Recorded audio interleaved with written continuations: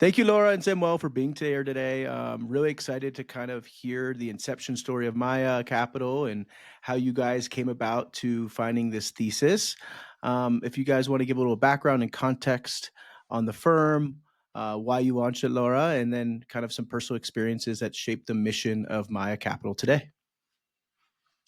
Perfect. Well, first of all, thank you so much for having us. Super excited to be on here and excited to have another partner that's furthering interest in Latin America and in the Latin American ecosystem and venture entrepreneurship and so on. So first of all, I'm one of the co-founders of Maya. My co-founder Monica and I started the fund in 2018. The idea originally came out of multiple conversations that we had between 2016 and 18, where I was investing as an angel here in Brazil after a career that started first in the public sector, then migrated through a large corporation where I eventually met Samuel, was investing as an angel, and Monica was starting a company during her MBA. And so we would exchange notes. And basically what we started realizing is that me as an investor in Brazil at the time, the companies that I had invested in as an angel didn't have a very obvious next funding step because there were no local investors. Meanwhile, Monica, who was going to start her company, a Brazilian company from the US, would have to stay in the US because she was going to need to raise seed capital in the US because there was no local investor. And so as we started comparing these realities, we realized that this was actually a really big opportunity, as all problems are, and decided to tackle it as our own entrepreneurial journey. And so since then, now 7-8 years in, we've raised about more than 150 million actually in AUM across 2 funds, have deployed that now into 50 companies, roughly 12 sectors, 6 countries, and have the privilege of working with a really exceptional team, of which Samuel has now been a part of for 2 years. Amazing. And just some more context. So with your relationship with Monica, like there was not much of a prior long-standing childhood friend or something like that. You essentially connected and said, well, shoot, let's launch a venture fund together. No, there was 2 years of co-founder dating while she was in her MBA. Yeah, so originally we were connected by mutual friends because, I mean, I was here investing in Brazil as an angel and talking a lot about entrepreneurship in general. I guess I was one of the few people talking about entrepreneurship in the region, or at least in Brazil. And so was she. And a couple of people started getting tired of hearing us blab about that and was like, why don't you guys just talk to each other about it? So we did that for 2 years, and then that's where Maya was born. Yes, and as you kind of thought about the thesis, and you mentioned you've invested now in over 50 companies or 50 companies, was it clear that it was going to be Spanish-speaking Latam and Brazil, or how did that thesis evolve and so forth?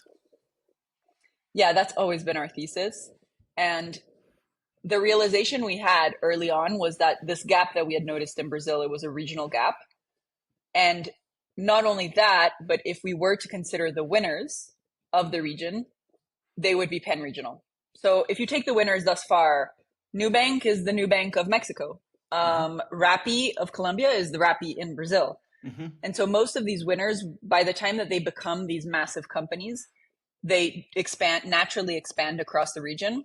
And so for us, the challenge always was, how do we get into these winners? It doesn't matter if the winner is Brazilian or Mexican. We just need to make sure that we're in it in the seed stage and then help them grow so that they can get to that stage where they become pan-regional. And so since day one, we've been Spanish speaking. And our second investment actually was, I think our second investment was already a Spanish speaking Latam company. And for you guys, if I understand correctly, you and Monica are both from Brazil, and there's always been an emphasis from other investors, like boots on the ground is like super important, right? In other countries, for many reasons, but some might say just to make sure you're seeing the best and understanding the beat of the ecosystem. And you just mentioned one of your first investments was in Spanish-speaking Latam. How did you make sure that was the correct move, and how did you get conviction? And then we could kind of get into team building and kind of Samuel's role and so forth. Yeah, so our process has always been a lot more diligent than maybe a traditional seed fund. We sometimes get that as constructive feedback from founders, but I guess now they'll all know that we see it as very good feedback. We take it as a compliment. And so this analysis process has always been really important to us. And I agree with you. You need to have boots on the ground. You need to guarantee that you have all the information.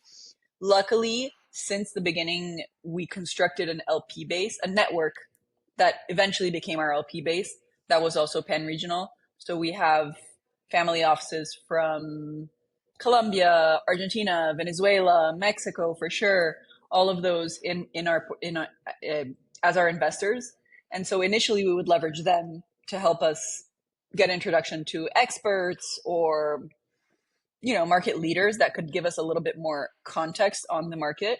In some cases, we would fly to the place. And in Notco's case, for example, I did a day trip to Santiago to try their products. In that case, there was a specific, in that it was actually a food product. Okay. So sometimes we would go ourselves, sometimes we would just leverage our networks, but it definitely is a challenge. I think that's the big challenge of not having boots on the ground causes more difficulty in the investment. But I think what's been really cool to see is that these experts that we leverage during our investment process, we can then leverage to also help support the company, which is also really important to our thesis. So kind of building that network, whether before or throughout the investment process, is really important. And Simo, do you have anything to add to that on the investment process, the context? I know that you mentioned you're kind of spearheading some of your Mexico initiatives. Any thoughts to share on that? Yeah, I think Lara was very fortunate to mention and to declare that you have to make it up for the fact that we're not there, and because we go this extra mile, we can build a better value creation plan, because we come from this virgin mind, and in the end we ended up like leveraging those fresh eyes to give like new insight, but also to connect to the relevant people in the ecosystem. In the end, this is one of our main revenue main streams of driving growth for our portfolio, that's like out of Latin America. But in the end, we challenge ourselves to be even more committed to the pipeline outside of Brazil. So if we get to meet a founder, that's not in Brazil, we will make like everything to open our schedules to meet the people, to get to know them, to get to learn more about the stories and about the problems they're solving, because there's an education element to it, but there's also this humble attitude of not knowing everything about those regions. And in the end, I think we benefit out of this mindset. And I think that segues nicely into kind of your guys' maybe ethos or thesis kind of around courage, boldness, and grit.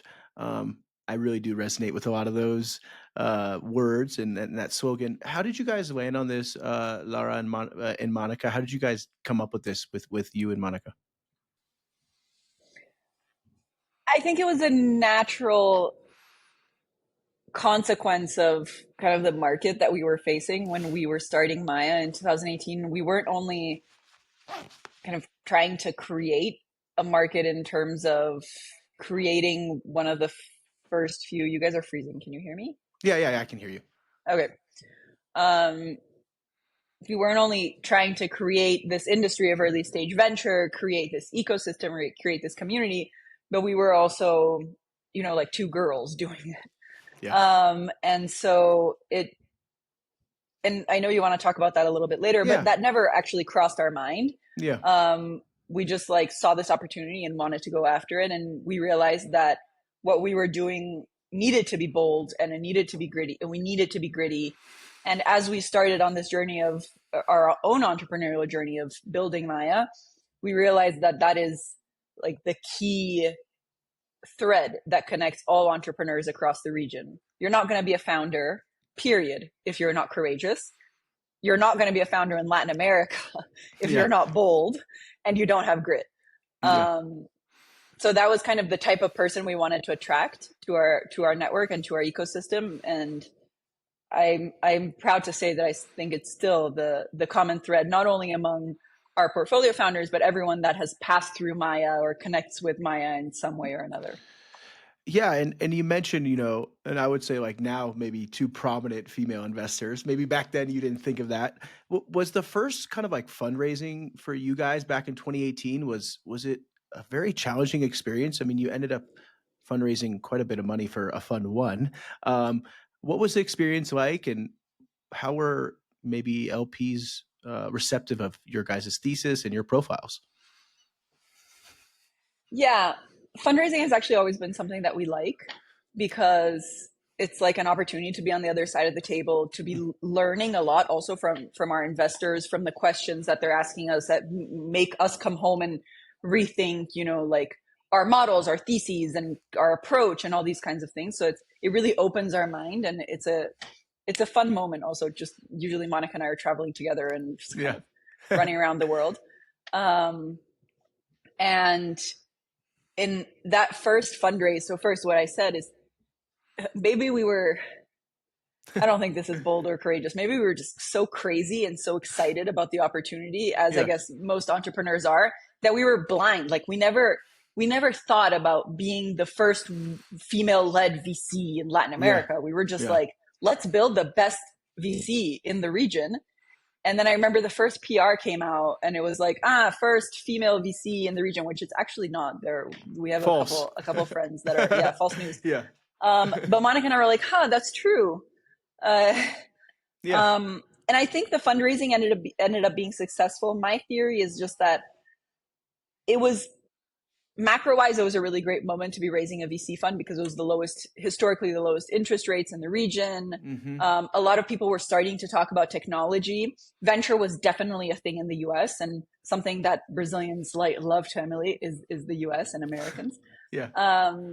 And so I think our now LPs had started hearing about venture and started hearing about technology, knew it was an asset class that they needed to have exposure to, but didn't really understand it. And so when these two crazy girls walked into the room, they were just like, well, I don't get that either. So these are two things that I don't understand. So they must make sense somewhere. Two negatives equal a positive. Yeah, exactly. That's my theory. Yeah, no. And by the way, side note, if it's ever like kind of choppy, it records locally in this amazing software. So then it works fine. But that's interesting. You say that. So it seemed like there was, macro tailwinds, and then they were interested in the region and what venture was. So it seemed like it worked out just fine. And as you guys got into Fund 2, as I was doing some research on your guys's, you guys really wanted to aim for this balance between Brazil and Spanish-speaking Latam, like this 50-50 split. How has that come about now, I don't know, almost 2.5 years later? Are you seeing more opportunity in this Spanish-speaking market? Because from my understanding, it's a little bit less mature than Brazil. Please share your thoughts. And Samuel, you can jump into after. Yeah, so the way that we've always thought about it is that if Brazil is about 5 to 10 years behind the US in terms of the VC ecosystem, particularly Mexico, is also about 5 to 10 years behind Brazil. And then the way that venture capital dollars, and this is not only Maya, but in general is spread out across the region, is that about 50% of it flows into Brazil, 25% Mexico, about 12% Colombia, and then there's a long tail that's led by Chile. Our VC, our distribution of our capital distribution has actually followed historically quite well in those lines. Right now, our portfolio is 60% Brazil, 40% Spanish-speaking Latin America, with the majority of that being in Mexico. And we still want more exposure to Mexico. We're always trying. To be completely honest, in this past year that I think the entire ecosystem has been a bit slower, we particularly saw Mexico slow down. Argentina also in the past 2 years has been very slow. Mostly what we've seen coming out of there is crypto and blockchain, which is ironic to say given current events. And so the way that we think about it is, I mean, Brazil and Mexico are the big markets, but given that our thesis is pan-regional, what are kind of the specialties of each region? And so Brazil, of course, is fintech. Mexico, we see a little bit of everything, but the proximity to the US, of course, anything that's cross-border is really interesting. So we have Nuevo Cargo and FinCargo there. Chile has had really strong technical talent coming out of it and has, up until the past few years, been a relatively stable economy. Argentina, also really interesting from a blockchain crypto perspective. And then we have a couple other ones. Colombia, of course, because of Rappi's success, retail has been really interesting coming from there. We have one investment in Panama, which is a cross pan-regional B2B SaaS software. So yeah, basically we're looking for great talent. And Sam, well, for you, who's probably also like on the front end looking for founders, is there a difference between the profiles of some of these founders that are coming from maybe Brazil or Mexico or Colombia, or do you still see a common thread of like high intellect and high talent? I think, you know, in the end, they're pretty similar in terms of like background. What have we seen in Brazil? We've seen a couple of companies exiting and becoming this school for founders like Nubank, Mercado Libre, there's Argentina, but has, you know, a large operation in Brazil. And that became a prime source of great founders in the region. And we believe that that will replicate to these other countries. For example, you know, the founders, they're going to come out of Kavak, they're going to come out of Club in Mexico. So we do believe that this element of having had this experience of working for a company that was on the VC track and grew could be like great source for this other markets. They're gonna, and this compounds with time. We're gonna have like the second wave, the third wave, and I think Brazil is a little ahead of the other countries. So we're gonna see that happening because in the end, you know, they're pretty similar. You know, a couple of them went to study abroad in US and Europe, or worked abroad, and you know, and came back to their regions to start something. So that's why we're super bullish. And in the end, we also see a couple of tailwinds that, you know, are gonna play locally, as Lara mentioned, like, you know, all the supply chain being relocated, global supply chain being relocated to Mexico, driving all the industries that surround that manufacturing in Mexico. So we do see that, you know, a tailwind there that maybe is gonna be similar with what happened in Brazil with financial services. So, and Argentina blockchain. So we know there was a long answer to say, you know, that we do believe that the elements are going to be replicated there, or they are still there. So we are excited for the future. We're going to reach this balance very soon. Kind of switching topics now, Lara, it's like this initiative you guys have with the female force. I know that's probably very close to you and Monica's kind of like drive and ethos.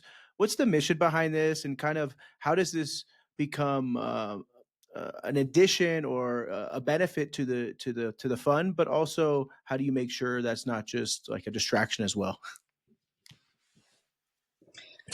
Yeah, so Female Force was something that Monica and I started kind of as a side hustle, just because, well, basically based on our own experience. When we were starting the fund, we started realizing that there was a lot of questions that we had that we wanted just like to benchmark on, and to get a lot of different views on.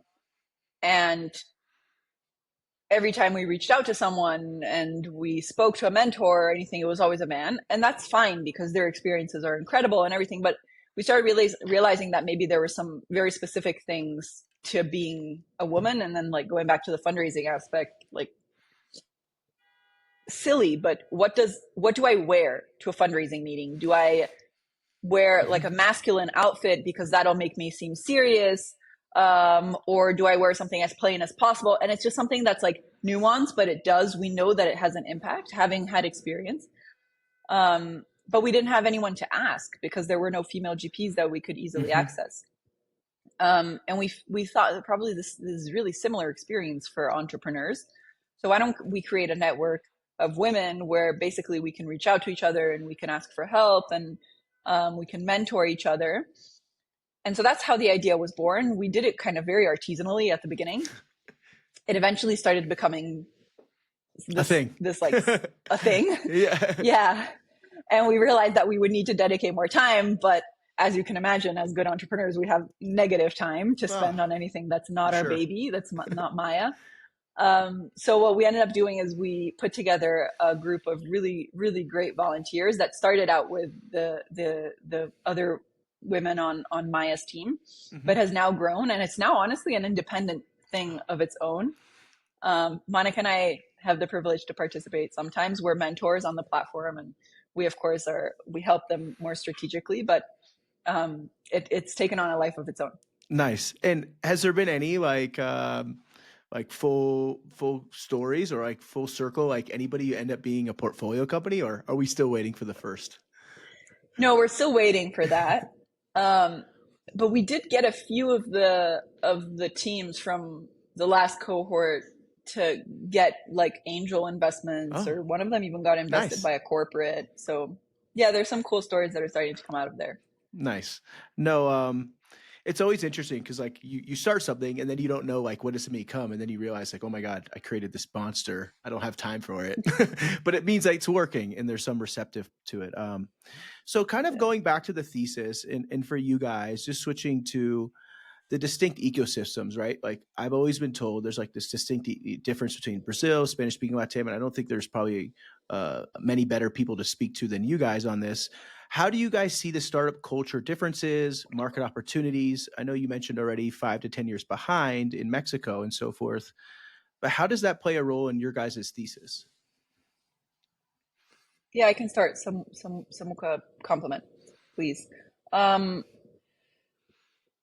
so first, I think honestly, the biggest difference we see in terms of like founders tackling big problems is market size when you're looking across the region, right? So I think Brazil and Mexico, for example, individually have their own large enough market. So you can build a unicorn in Mexico, you can build a unicorn solely in Brazil.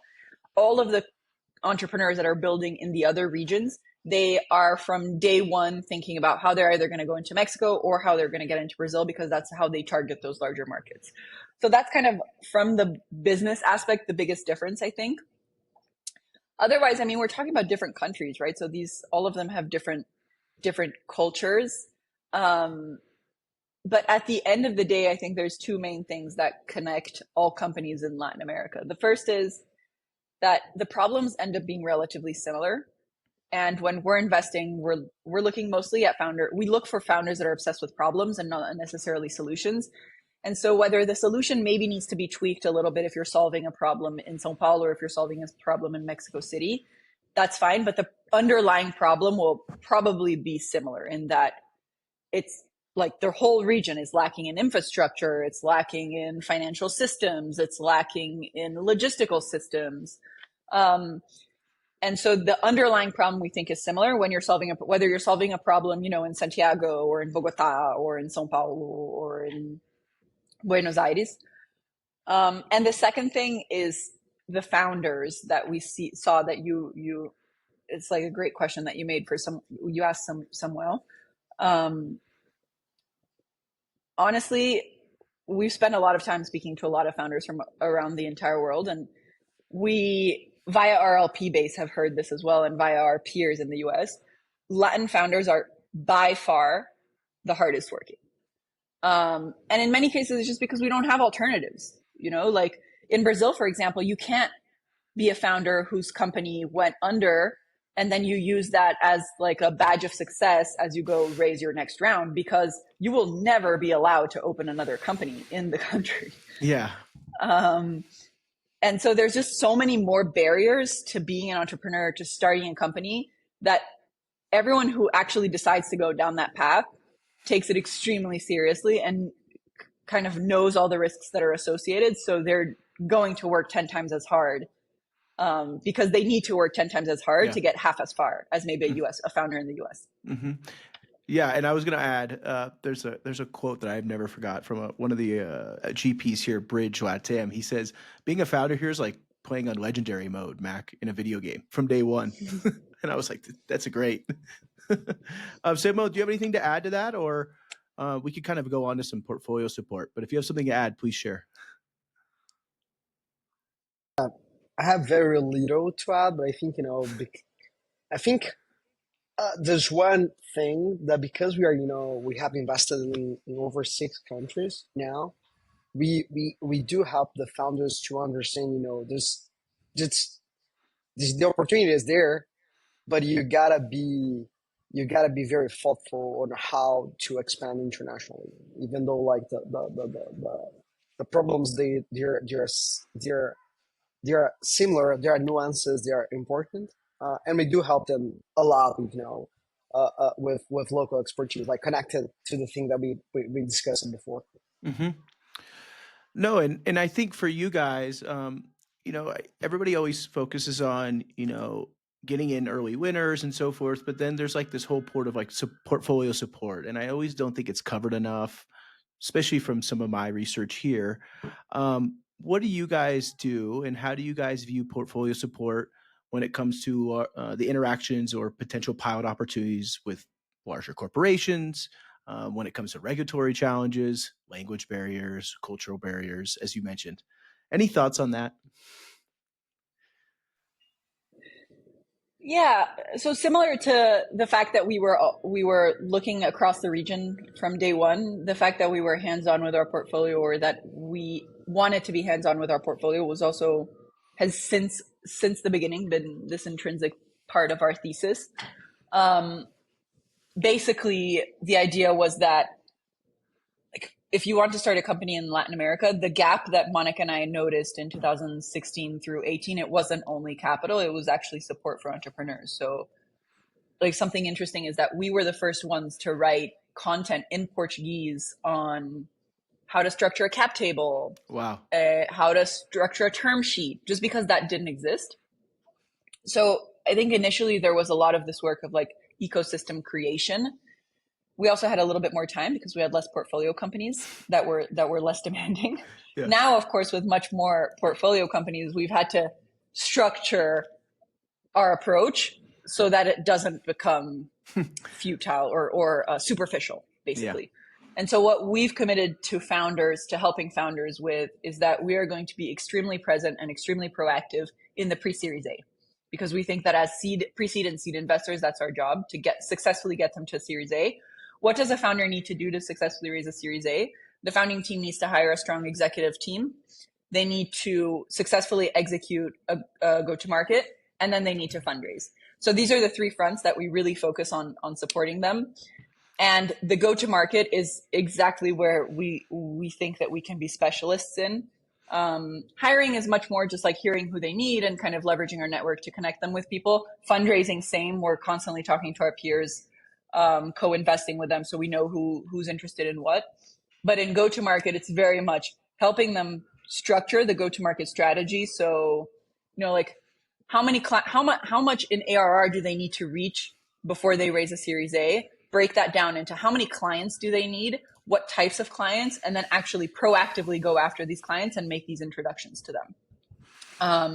And then having connections with like corporates or banks or whoever could potentially be clients has been really helpful and has been really important, particularly for the kind of B2B part of our portfolio, which is 70% of our portfolio are B2B companies. Okay. Samuel, anything to add, or we keep on moving? Yeah, I'll just add a little bit about, the backstage of it. Yeah. Lara, please don't kill me. We have this very like sports-based culture. So whenever a founder brings us a challenge, we go there almost like competitive, individually trying to solve the problem for the founder. So, in the end, the founder has this team that goes there with a lot of energy to solve and help, because everyone bring this ethos of trying to help and being like super competitive and trying to score points with the founders. So, in the end, if the founders ask us for help, it's almost 100% sure that he or she will get helped. Not just from one, like from many. for many, and not only like the people like covering or being like closer to the founders on a day to day.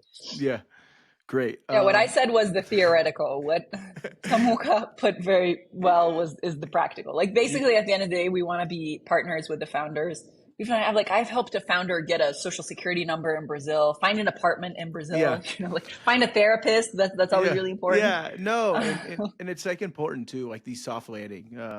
Yvonne talks about it from Namundo. Like people are coming to new countries or starting companies, they're vulnerable, they need help, and they don't always want to call their parents. But kind of looking now into like before we kind of wrap up with a few more, just portfolio construction. You guys really focus on this pre-seed seed stage, really, I think, leading the rounds. Do you guys have a follow-on portion in your thesis, and how does that come into play?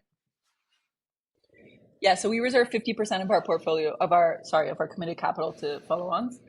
The idea is that we construct portfolios of about 25 to 30 companies per fund, and then we double down into top performers. So we have capital to invest in up to the Series B of companies in our portfolio. Mm-hmm. And this is always a tough question. Like, how do you decide a top performer at this? Like, so if you're in their fund life cycle, you're investing a pre-seed later in the fund, but you can't wait too long because there's some fund life. How are you guys assessing that? Is that there's like this classic qualitative and quantitative approach? Yeah, there's no real science behind it. Sometimes it's the thing is of Latin America, when we're investing in the pre-seed or seed, it becomes relatively obvious, especially in the last few years. It becomes obvious relatively quickly which ones are going to be the success cases and which ones aren't. Mm-hmm. And because we're so hands-on with the portfolio, and because whether we're going to do the follow-on or not, we're still helping them raise a round, we're still helping them hire talent.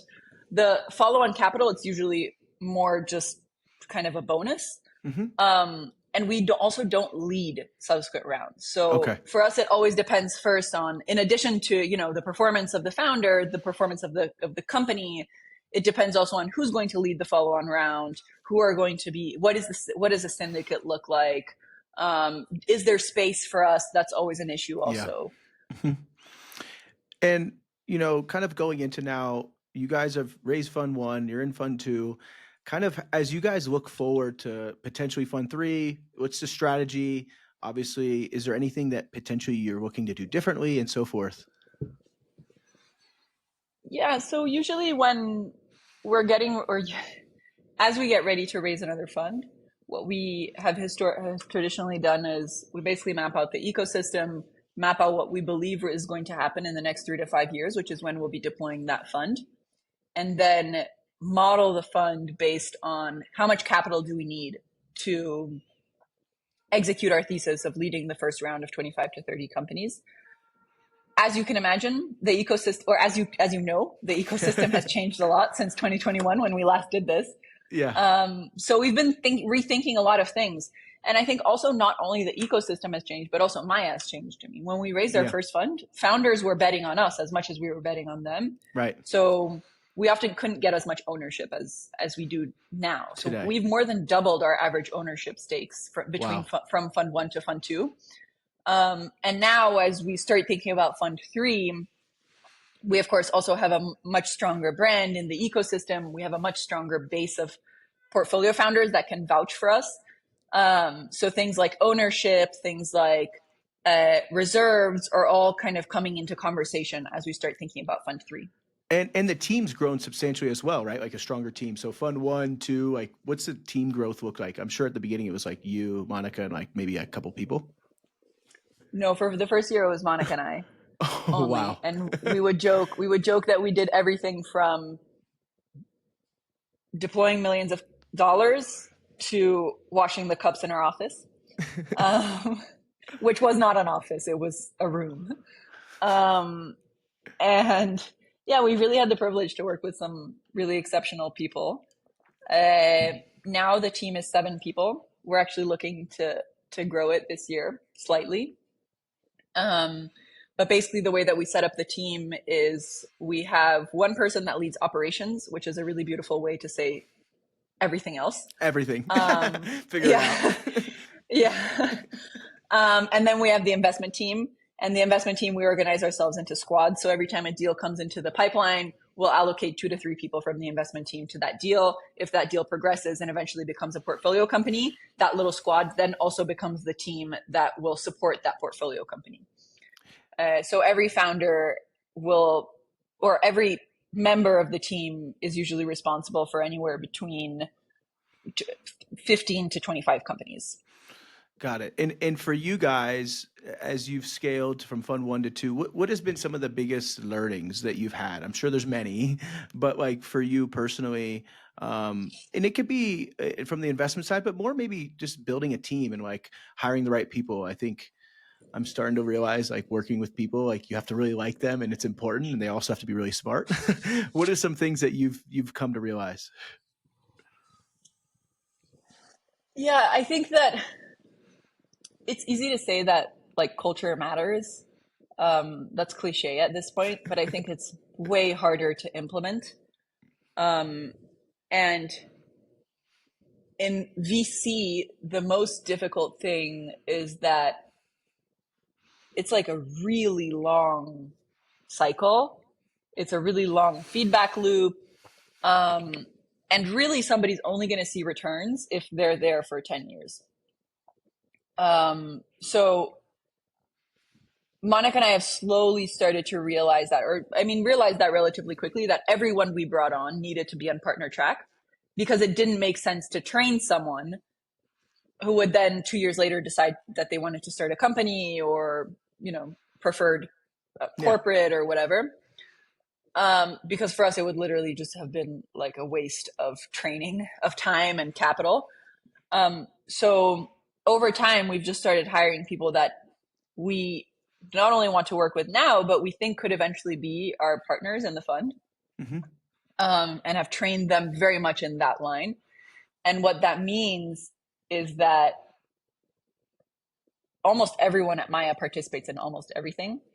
So since we're a really small team, I think this is a benefit of being a really small team and having a hectic schedule and everyone doing a million things at the same time, is that we often don't have time to sit down and download things. So it's much easier to just have everyone in the same room. So for example, in investment committee, the intern, we don't have an intern right now, but when we had interns, they would participate in the investment committee. Amazing. Just because we needed people to like be able to react and as quickly as was required to close deals, right? Especially, when we were talking about 2021, that we were like closing 1 to 2 deals a month. Yeah. And, it's interesting you make that point that not everybody's that transparent. Like if we bring someone in, we want to see a future for them and not just like a short stint. It's a very intriguing point you make.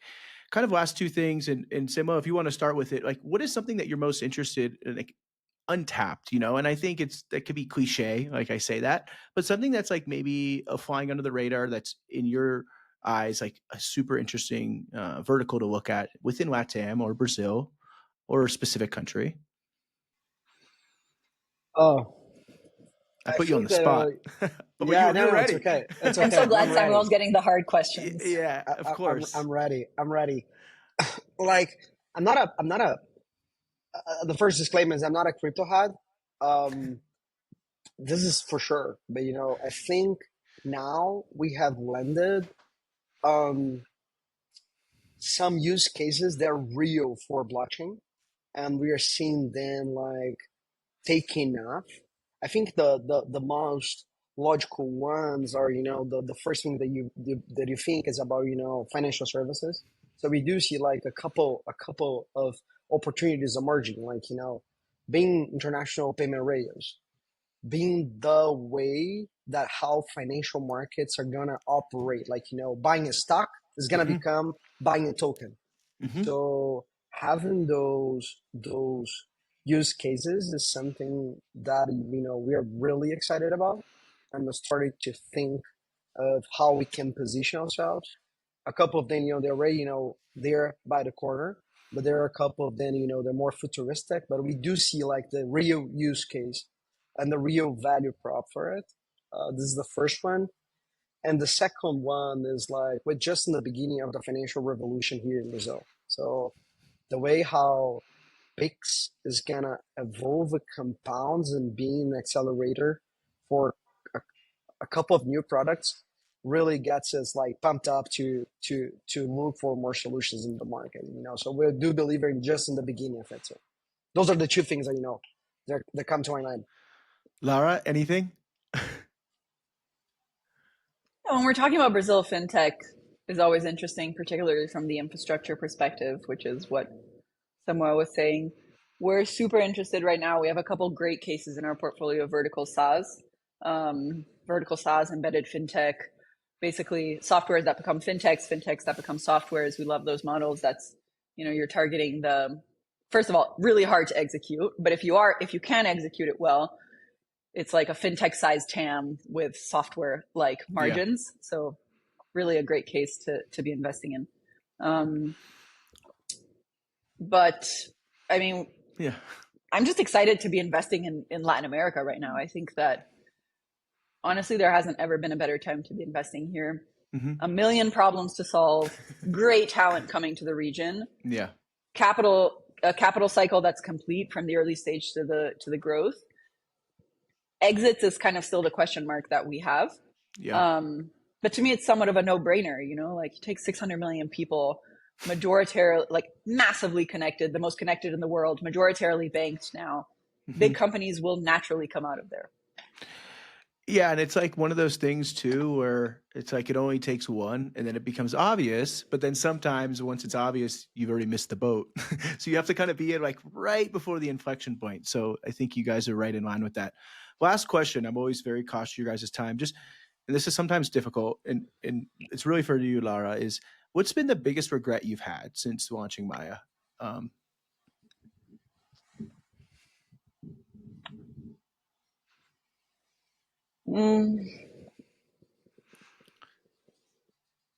There's always a pause. Don't worry. No one thinks of them.